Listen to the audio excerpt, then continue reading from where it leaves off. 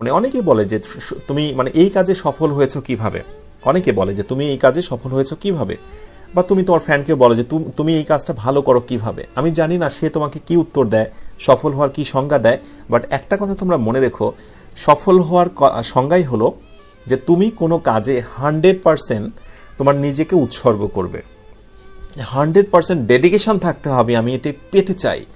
পাওয়ার নেশায় তোমার চোখের ঘুম চলে যাবে। বিলিভ মি, গত কয়েকদিন আগে, না তারও অনেক আগ থেকেই, তার সঙ্গে কথা হয়।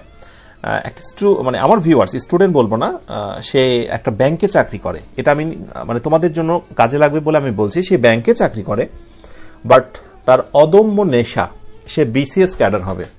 তো আমাকে সে বলছিল যে স্যার আমি ব্যাংকে চাকরি করি, আমি সময় পাই না, দিন শেষে যখন একটু পড়তে বসে আপনার ভিডিওগুলো দেখি, যখন পড়তে বসে কিভাবে রাত সকাল হয়ে যায় বুঝতে পারি না, সপ্তাহে 2 দিন আমি ফাঁকা সময় পাই। তো স্যার বিশ্বাস করেন, আমার দু চোখ ভরা এত স্বপ্ন, বিসিএস ক্যাডার হব, বিসিএস এ আমি ভালো কিছু করব, এই নেশায় আমার ঘুম নেই চোখে। সারাদিন আমি এত ক্লান্ত, এত ডিউটি করেছি, ব্যাংকে জব করে, রাতে আমার ঘুম নেই কেন? বিকজ তার দু চোখ ভরা স্বপ্ন।